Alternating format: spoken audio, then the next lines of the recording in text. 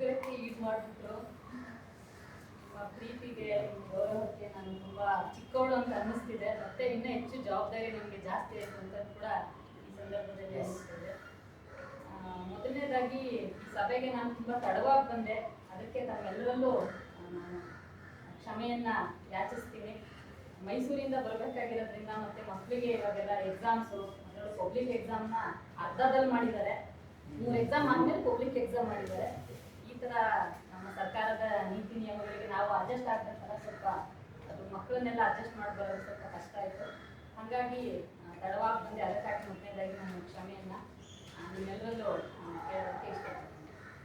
ಇವತ್ತು ನಾನು ಮಾತಾಡ್ಬೇಕಂತ ಅಂದ್ಕೊಂಡಿರೋ ವಿಷಯ ಲೋಹಿಯಾ ಮತ್ತೆ ಮಹಿಳೆ. ನಾವು ಟೀಚರ್ಸ್ಗಳಲ್ವಾ, ಇಲ್ಲಿಂದೇ ಮಾತಾಡೋಕ್ಕಾಗಲ್ಲ,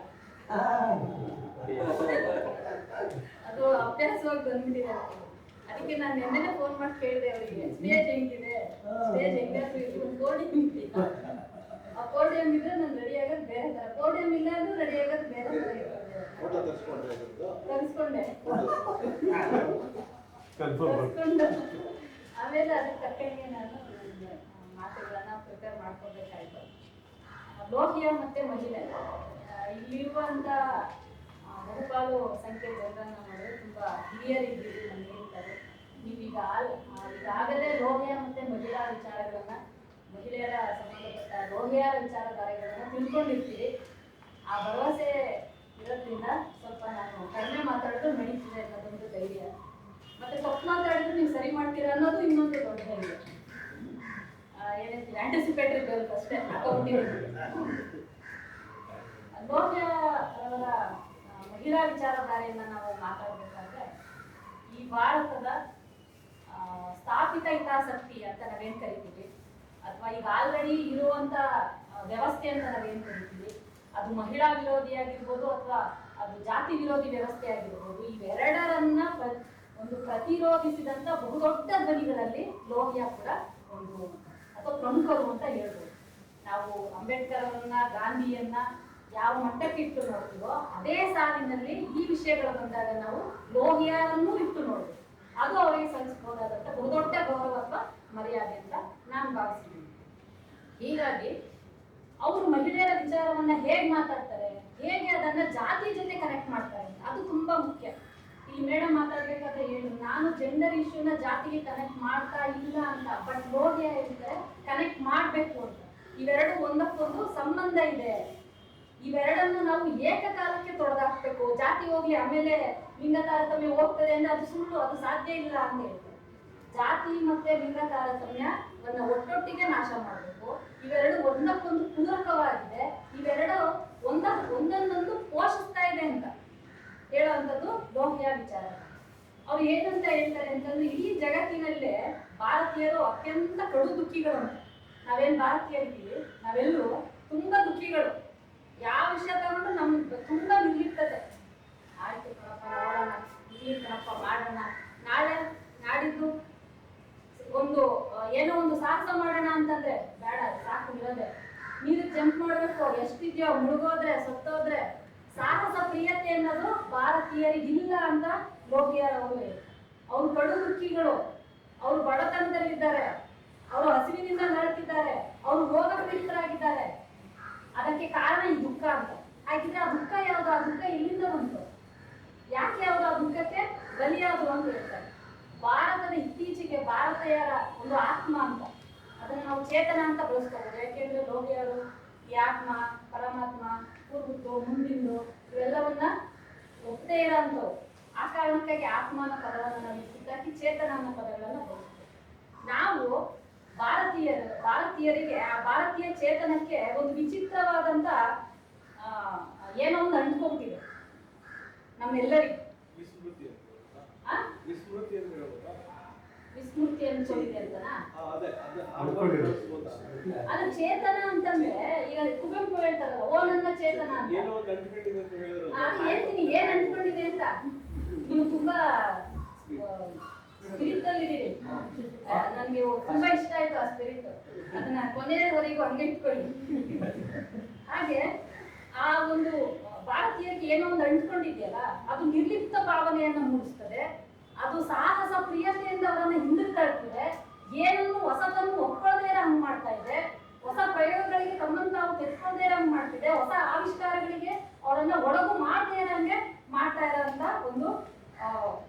ಅದು ಏನ್ ಹೇಳ್ತೀವಿ ಅದನ್ನ ಏನಂತ ಕರೀತಾರೆ ಅಂತಂದ್ರೆ ಅವರು ಆ ಮನಸ್ಥಿತಿ ಯಾವುದು ಅಂತಂದ್ರೆ ಜಾತಿ ಮತ್ತೆ ಸ್ತ್ರೀಯರ ಪ್ರತ್ಯೇಕತಾ ಭಾವನೆ ಅಂತ. ಈ ಪ್ರತ್ಯೇಕತೆ ಅನ್ನೋದಿದೆಯಲ್ಲ, ಈ ಅಸಹಿಷ್ಣುತೆ, ಅಸೈರಣೆ, ನನಗೆ ನೀನ್ ಬೇಡ, ನೀನ್ ಮುಗಿಸ್ಕೊಳ್ಳಲ್ಲ, ನೀನ್ ದೂರ ಇರು, ನೀನ್ ಹೊರಗಿನವನು, ನೀನ್ ಹೊರಗಿನವಳು, ನಿನ್ ಲಿಂಗ ಬೇರೆ, ನಿನ್ ಜಾತಿ ಬೇರೆ, ನಿನ್ ಬಣ್ಣ ಬೇರೆ, ನಿನ್ ವರ್ಣ ಬೇರೆ, ನಿನ್ ಭಾಷೆ ಬೇರೆ, ನಿನ್ ಗಡಿ ಬೇರೆ. ಒಬ್ಬ ಒಬ್ಬ ಒಬ್ಬ ಎಷ್ಟೆಲ್ಲಾ ಬೇರೆ, ಎಷ್ಟೆಲ್ಲಾ ಪ್ರತ್ಯೇಕತೆ. ಇವೆಲ್ಲ ಪ್ರತ್ಯೇಕತೆಯ ಮನೋಭಾವವೇ ಭಾರತವನ್ನ ಮತ್ತೆ ಭಾರತೀಯರನ್ನ ಕಡು ದುಃಖಿಗಳನ್ನಾಗಿ ಮಾಡಿದೆ. ಅದು ಬರೀ ದುಃಖಿಗಳನ್ನಾಗಿ ಅಷ್ಟೇ ಮಾಡಿಲ್ಲ, ಅವರ ಬಡತನಕ್ಕೂ ಕಾರಣವಾಗಿದೆ, ಅವರ ಅನಾರೋಗ್ಯಕ್ಕೂ ಕಾರಣವಾಗಿದೆ, ಅವರ ಹಸಿವಿಗೂ ಕಾರಣವಾಗಿದೆ ಅಂತ ಹೇಳ್ತಾರೆ. ಇದು ಎಂತ ಸೂಕ್ಷ್ಮ ವಿಚಾರ ಅಂತಂದ್ರೆ ಅವರು ಸಾಮಾಜಿಕ ಮತ್ತೆ ಆರ್ಥಿಕ ನೆಲೆಗಳನ್ನ ಬೆಸೆದಿದ್ದಾರೆ. ಇಲ್ಲಿ ನಮ್ಮ ಭಾರತದ ಸಾಮಾಜಿಕ ಸಂಬಂಧಗಳು ಆರ್ಥಿಕ ಸಂಬಂಧಗಳ ಮೇಲೆ ಹೇಗೆ ಪರಿಣಾಮ ಬೀರಬಹುದು ಅನ್ನೋದನ್ನ ಅವರು 1953ರಲ್ಲೇ ಹೇಳುವಂಥದ್ದು. ನಾನು ಯಾವ ಲೇಖನವನ್ನ ಆಧಾರವಾಗಿ ಇಟ್ಕೊಂಡು ಮಾತಾಡ್ತಾ ಇದ್ದೀನಿ ಅಂತಂದ್ರೆ ಅವರು 1953ರಲ್ಲಿ ದ ಕ್ಯಾಸ್ಟಿಸಮ್ ಅಂತ ಬರೀತಾರೆ. ಆ ಲೇಖನವನ್ನ ಕುರಿತು ಮಾತಾಡ್ತಾ ಇರೋದು ನಾನು. ಲಿಂಗ, ಜಾತಿ ಮತ್ತು ಲಿಂಗದ ಕುರಿತು ಅವರು ಬರೆದಂತ ಲೇಖನವನ್ನ ಆಧಾರವಾಗಿ ಅದರಲ್ಲಿ ಅವರು ಈ ಸೂಕ್ಷ್ಮತೆಗಳನ್ನ ಬಿಚ್ಚಿಡ್ತಾರೆ.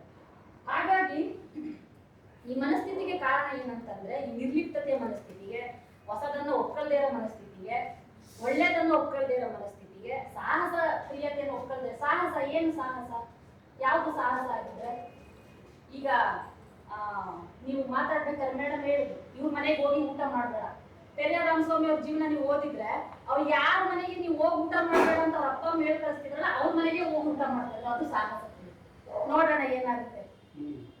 ನಮ್ ಸಿದ್ಲಿಂಗಯ್ಯನವರು ಹೋಗಿ ಸ್ಮಶಾನದಲ್ಲಿ ಕವಿತೆ ಬರೀತಾ ಇದ್ರು. ಅವ್ರ ಸ್ನೇಹಿತರೊಬ್ರು ಹೇಳ್ತಿದ್ರು ನಾವು ಅವ್ರ ಜೊತೆ ಉಳಿತಾ ಇದ್ದೋ ಒಂದಿನಕ್ಕೂ ನಮ್ಗೆ ಕವಿತೆ ಹುಟ್ಲಿಲ್ಲ ಅಂತ. ಅವ್ರು ಮಾತ್ರ ಹುಡ್ತಾ ಇದ್ದಂತೆ. ಅದು ಸಾಹಸ ಪ್ರಿಯತೆ. ಸ್ಮಶಾನ ಅಂದ್ರೆ ಎದುರ್ಕೊಳ್ಳೋ ನಾವು. ಸ್ಮಶಾನದ ಬಾಗಿಲು ಮನೆ ಬೇಡ, ಸ್ಮಶಾನದ ರೋಡಲ್ಲಿ ಓಡಾಡಕ್ ಬೇಡ, ಸ್ಮಶಾನದ ದಿಕ್ಕಿಗೆ ಸೈಟ್ ಬೇಡ ಅನ್ನಂತ ಹೇಳುವಂತ ನಾವುಗಳಲ್ಲಿ ಅಥವಾ ಸಿದ್ಲಿಂಗಯ್ಯನವರು ಆ ಸಾಹಸ ಪ್ರಿಯತೆ, ಆ ಸಾಹಸ ಪ್ರಿಯತೆಯನ್ನ ಲೋಹಿಯಾರ್ ಅವರು ಇಲ್ಲಿ ಹೇಳ್ತಾ ಇರೋದು. ಜಾತಿ ಬೇಡ, ಅದು ಸಾಹಸ, ಅದು ಧೈರ್ಯ. ಅದನ್ನ ಹೇಳಕ್ಕೆ ಧೈರ್ಯ ಬೇಕು, ಅದ್ ಹೇಳಕ್ಕೆ ಕ್ಷಮತೆ ಬೇಕು, ಅದನ್ನ ಹೇಳಕ್ಕೆ ಬೌದ್ಧಿಕತೆನೂ ಬೇಕು. ಧೈರ್ಯ ಹೊಂದಿದ್ರೆ ಸಾಕು. ಹೌದು, ಅದು ಒಂದು ಸಾಹಸನೇ. ಈ ಯಾವ ಹೆಣ್ಣು ಮಕ್ಕಳಿಗೆ ಅವಕಾಶವೇ ಇಲ್ಲ, ಎಂಟ್ರಿನೇ ಇಲ್ಲ, ಬರ್ಕೂಡುದು ನೋಡ್ಕೂಡುದು ಅಂತ ನಿಷೇಧಿಸಲಾಗಿತ್ತು, ಅಲ್ಲಿ ಎಂಟ್ರಿ ತಗೊಳ್ಳೋದಿದೆಯಲ್ಲ ಅದು ಒಂದು ಸಾಹಸವೇ, ಅದು ಒಂದು ಧೈರ್ಯವೇ, ಅದು ಒಂದು ಬದಲಾವಣೆ. ಅಂತ ಸಾಹಸ ಪ್ರಿಯತೆಗೆ ಭಾರತೀಯರು ತಿಳ್ಕೊಳ್ತಾ ಇಲ್ಲ. ಅದಕ್ಕೆ ಜಾತಿ ಅನ್ನೋದು ಇಷ್ಟು ಶತಮಾನಗಳಾದ್ರೂ ನಾವು ತೊಡೆದಾಕಕ್ಕೆ ಸಾಧ್ಯ ಆಗಿಲ್ಲ. ಅದು ಇಷ್ಟು ಪ್ರತಿರೋಧಗಳ ನಡುವೆಯೂ ನಮ್ಮೊಂದಿಗೆ ಬಂದಿದೆ ಅಂದ್ರೆ ಅದಕ್ಕೆ ಇದು ಕಾರಣ ಅಂತೇಳಿ ಅವರು ಹೇಳ್ತಾರೆ. ಈ ಸಾಹಸ ಪ್ರಿಯತೆ ಇಲ್ಲದೆ ಇರೋದು ಭಾರತೀಯರನ್ನ ಅಸಂತೋಷರನ್ನಾಗಿ, ಸಂತೋಷ ಕಳ್ಕೊಂಡಿರೋರು ಅಸಂತೋಷದಂತಂದ್ರೆ ಆನಂದ ರಹಿತರನ್ನಾಗಿ ಮಾಡಬಲ್ಲ ಅಂತ ಶಕ್ತಿ ಅದಕ್ಕಿದೆ. ಯಾವುದಕ್ಕೆ? ಜಾತಿ ಮತ್ತೆ ಲಿಂಗ ತಾರತಮ್ಯಗಳಿಗೆ ಇದೆ ಅಂತ ಅವರು ಹೇಳ್ತಾರೆ. ಹಾಗಾಗಿ ಭಾರತದಲ್ಲಿ ನೀವು ಬಡತನ ನಿರ್ಮೂಲನೆ ಮಾಡ್ಬೇಕಂತ ಅನ್ಕೊಂಡಿದ್ದೀರಾ? ಹಾಗೆ ಫಸ್ಟ್ ಮಾಡ್ಬೇಕಾಗಿರೋ ಕೆಲಸ ಜಾತಿ ನಿರ್ಮೂಲನೆ, ಜೊತೆಗೆ ಲಿಂಗ ತಾರತಮ್ಯದ ನಿರ್ಮೂಲನೆ. ಇವೆರಡು ಒಟ್ಟೊಟ್ಟಿಗೆ ಆದ್ರೆ ಮಾತ್ರವೇ ಅದು ಬಡತನವನ್ನ ನಾವು ನಿರ್ಮೂಲನೆ ಮಾಡ್ಲಿಕ್ಕೆ ಸಾಧ್ಯ ಇಲ್ಲ. ಅದನ್ನ ಬಿಟ್ಟು ಸರ್ಕಾರ ಗರೀಬಿ ಹಠಾವೋ, ನಿಮ್ಗೆ ಅಷ್ಟು ಕೊಡ್ತೀವಿ, ಇಷ್ಟು ಕೊಡ್ತೀವಿ, ಮನೆ ಕಟ್ಟಿಸ್ತೀವಿ, ಉದ್ಯೋಗ, ನೀವ್ ಏನೆಲ್ಲ ಹೇಳೋದು ಗೊಬಳೆ ಬೋಗಸ್ಸು, ಅದರಿಂದ ಒಂದು ಬಿಡುಗಾಸಿನ ಪ್ರಯೋಜನವೂ ಆಗೋದಿಲ್ಲ ಅಂತ ಹೇಳ್ತಾರೆ. ಇವೆರಡಕ್ಕೆ ಫಸ್ಟ್ ನೀವು ಮೊದಲು ಕಂಡುಹಿಡಿದೇ ಹೋದ್ರೆ ಬಡತನವನ್ನ ಭಾರತದಿಂದ ತೋರಿಸ್ಲಿಕ್ಕೆ ಸಾಧ್ಯನೇ ಇಲ್ಲ ಅಂತ ಲೋಹಿಯಾರ್ ಅವರು ಹೇಳುವಂಥದ್ದು. ನಾನು ಜಾತಿಯನ್ನ ಯಾಕೆ ಇಲ್ಲಿ ತಗೊಂಡಿದ್ದೀನಿ ಅಂತಂದ್ರೆ ಲೋಹಿಯಾರ್ ಅವರು ಅದನ್ನು ತುಂಬಾ ನಿಖರವಾಗಿ ಪ್ರತಿಪಾದಿಸ್ತಾರೆ. ಜಾತಿ ಮತ್ತೆ ಲಿಂಗ ತಾರತಮ್ಯ ಎರಡು ಒಟ್ಟೊಟ್ಟಿಗೆ ನಾಶ ಆಗ್ಬೇಕು, ಒಂದನ್ನ ಬಿಟ್ಟು ನೀವು ಒಂದ್ ತಗೊಂಡೋದ್ರೆ ಅದು ಸಕ್ಸಸ್ ಆಗಲ್ಲ ಅಂತ. ನಾವ್ ಇದನ್ನೇ ಮಾರ್ಕ್ಸ್ವಾದದಲ್ಲಿ ನೋಡ್ತೀವಿ. ಕ್ರಾಂತಿ ಆದ್ರೆ ಒಟ್ಟಿಗೆ ಜಗತ್ತಿನಾದ್ಯಂತ ಕ್ರಾಂತಿ ಆಗ್ಬೇಕು. ಒಂದ್ ದೇಶದಲ್ಲಾಗಿ ಇನ್ನೊಂದ್ ದೇಶದಲ್ಲಿ ಆಗಿಲ್ಲ ಅಂದ್ರೆ ಅದು ಸ್ಟ್ಯಾಂಡ್ ಆಗಲ್ಲ ಅಂತ ಹೇಳ್ತಾರೆ. ಅದು ನೆಕ್ಸ್ಟ್ ಪ್ರೂವ್ ಆಯ್ತು, ಅದು ಬೇಡ ನಮಗೆ.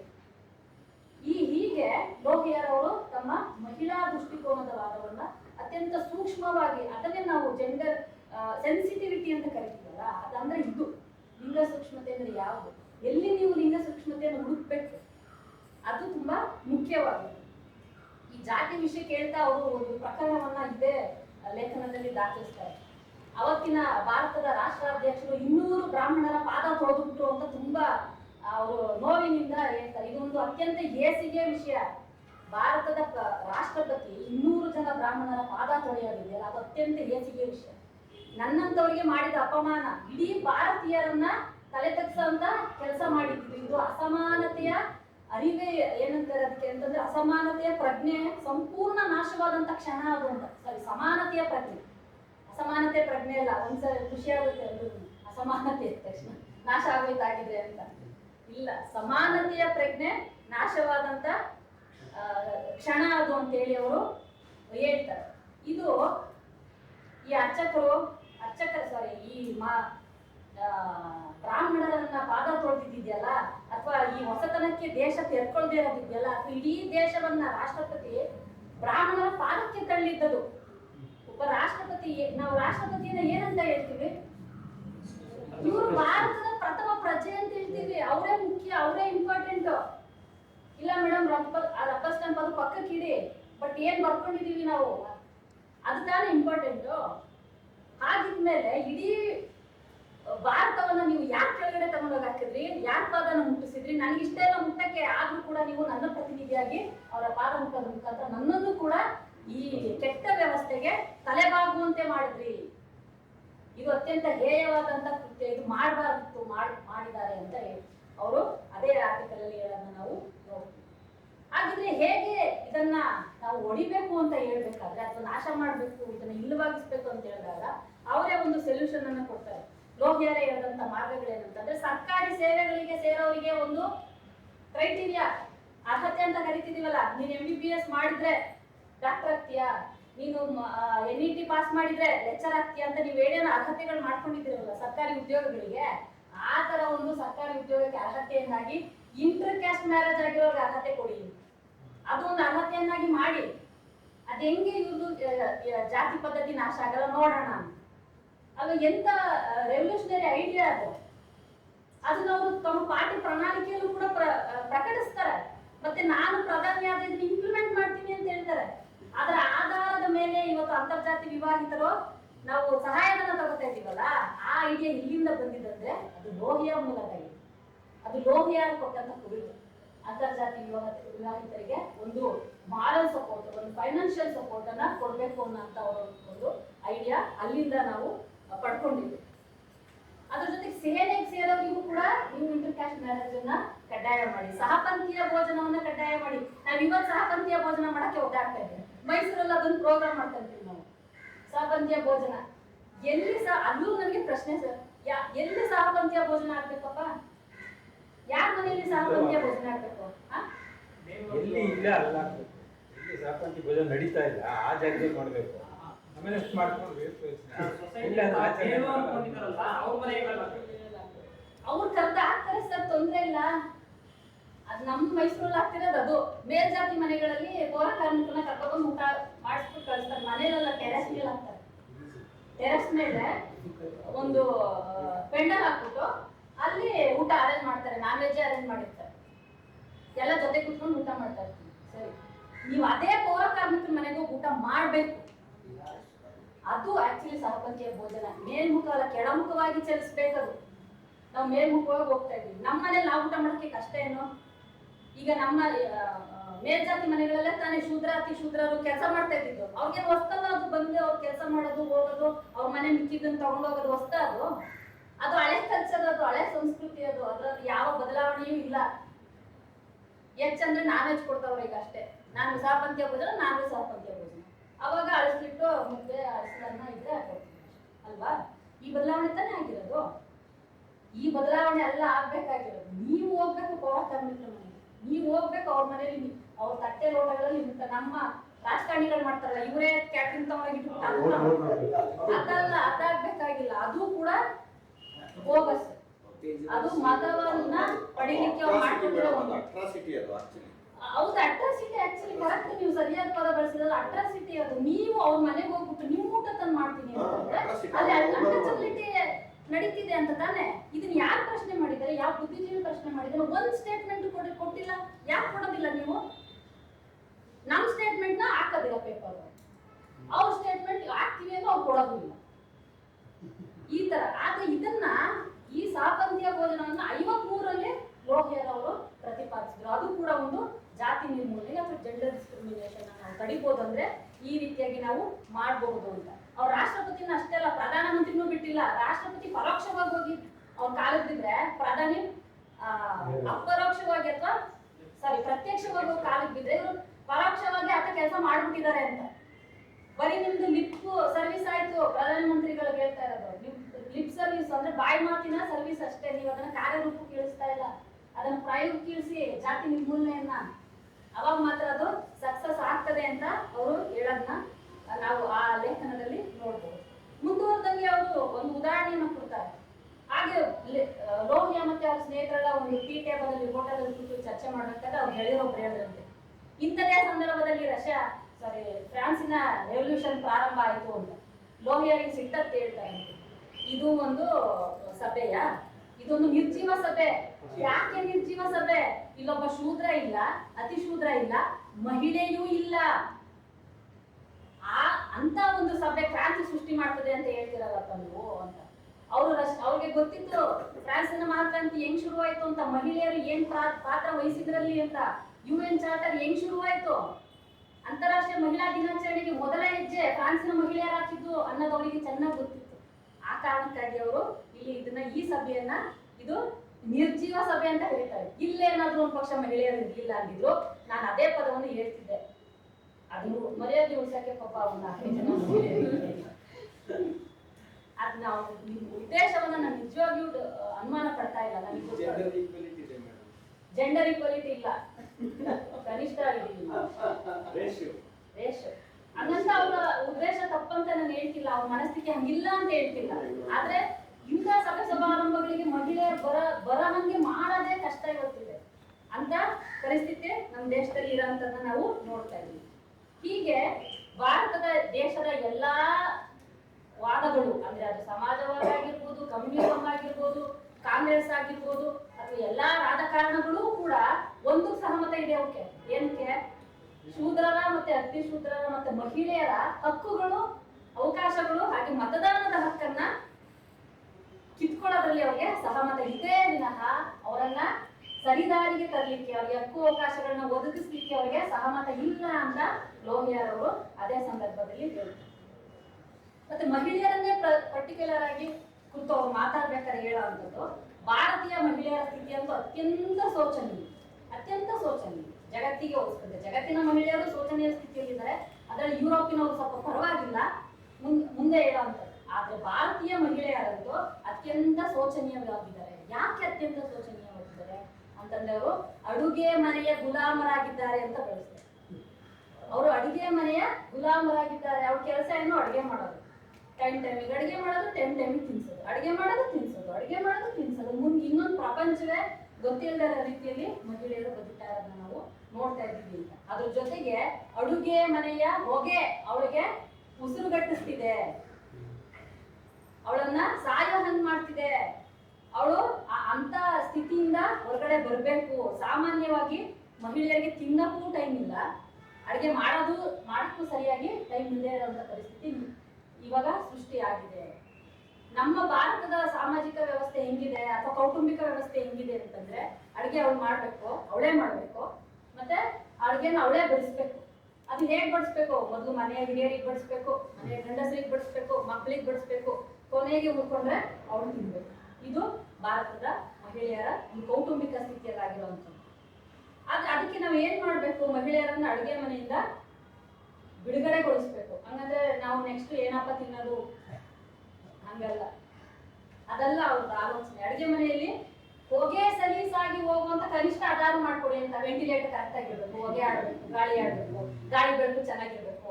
ಈಗ ನೀವ್ ಹೇಳ್ಬೋದು, ಮೇಡಮ್ ಇವಾಗ ಒಲೆ ಎಲ್ಲ ಹೋಯ್ತು, ಸ್ಟವ್ ತಂದಿದೀವಿ, ಗ್ಯಾಸ್ ತಂದಿದೀವಿ, ವೆಂಟಿಲೇಟರ್ ಇದೆ, 4-5 ಕಿಟಕಿಗಳು ಇಟ್ಬಿಟ್ಟಿದೀವಿ, ಚಿಮಣಿ ಇದೆ. ಅದು ಏನು ಡಿಸೈನ್ ಚಿಮಣಿಗಳಿಗೆ ಲಕ್ಷಾಂತರ ರೂಪಾಯಿ, ಆ ಮಟ್ಟಕ್ಕೆ ಚಿಮಣಿಗಳು ಹಂಗಾದ್ರೆ ಮಹಿಳೆಯರ ವಿಮೋಚನೆ ಆಯ್ತಾ? ಅಲ್ಲ, ಆ ವಿಮೋಚನೆ ಅಲ್ಲ. ಇಲ್ಲಿ ಲೋಹಿಯಾ ಅವರು ಹೇಳ್ತಾ ಇರೋದು, ನೀವು ಗ್ಯಾಸ್ ಸ್ಟವ್ ತಂದ್ಕೊಟ್ರೆ ಮಹಿಳೆಯರ ವಿಮೋಚನೆ ಅಲ್ಲ. ಹಾಗಿದ್ರೆ ಯಾವ ವಿಮೋಚನೆ? ಕನಿಷ್ಠ ನಿಮ್ಮಲ್ಲಿ ಆ ಐಡಿಯಾ ಬರ್ಬೇಕು, ಒಲೆಯಿಂದ ಗ್ಯಾಸ್ ಟ್ರಾನ್ಸ್ಫರ್ ಆಗ್ಬೇಕು ಅನ್ನೋ ಐಡಿಯಾ ಬರ್ಬೇಕು, ಚಿಮಣಿಗಳನ್ನ ಹಾಕ್ಸ್ಬೇಕು ಅನ್ನೋ ಐಡಿಯಾ ಬರ್ಬೇಕು. ನೀವು ಮಾತಾಡ್ತಾ ಇರೋದು ಆಧುನಿಕ ಭಾರತ, ಇನ್ನು ಹಳ್ಳಿಗಾಡಿನ ಭಾರತ ಹಂಗೆ ಇದಾವೆ. ಲೋಹಿ ಹೇಳ್ತಿದಾರಲ್ಲ, ಇದೇ ಪರಿಸ್ಥಿತಿಯಲ್ಲಿದ್ದಾವೆ, 1 ಪಾಯಿಂಟ್ ಅಲ್ಲಾಡಿಲ್ಲ. ನಾನು ತೋರಿಸ್ತೀನಿ ಹಳ್ಳಿಗಳನ್ನು, ಬನ್ನಿ ನೋಡಿದ್ದಕ್ಕೆ ಅಂತ ಹಳ್ಳಿಗಳೆಲ್ಲ ನಾನು ತೋರಿಸ್ತೀನಿ. ನೀವು ನೋಡಿರ್ತೀರಿ, ನಿಮ್ಮ ಹಳ್ಳಿಗಳೆಲ್ಲ ಒಂಚೂರು ತಿರುಗಿ ನೋಡಿದ್ರೆ ಹಿಂಗೆ ಇರ್ತದೆ. ಒಂಚೂರು ಹಂಚಿನ ಮನೆ ಹೋಗಿ ಮೋಲ್ಡ್ ಮನೆಗಳಾಗಿರ್ಬೋದು, ಅದು ಎಲ್ಲಿ ಒಂದು ಜಾತಿಯ ಬೀದಿಗಳಲ್ಲಿ. ಇನ್ನು ದಲಿತ ಬೀದಿಗಳಿಗೆ ಹೋದ್ರೆ ಇದೇ ಪರಿಸ್ಥಿತಿ, ಅದಕ್ಕಿಂತ ಭಿನ್ನವಾಗಿ ಏನೂ ಇಲ್ಲ. ಇನ್ನು ಒಲೆಯಲ್ಲೇ ಅಡುಗೆ ಮಾಡ್ತಾರೆ, ತಲೆ ಮೇಲೆ ಸೌದೆ ಒಲೆ ಹೊತ್ಕೊಂಡ್ಬರ್ತಾರೆ, 2 ಬೀದಿ ನೀರು ತಂದು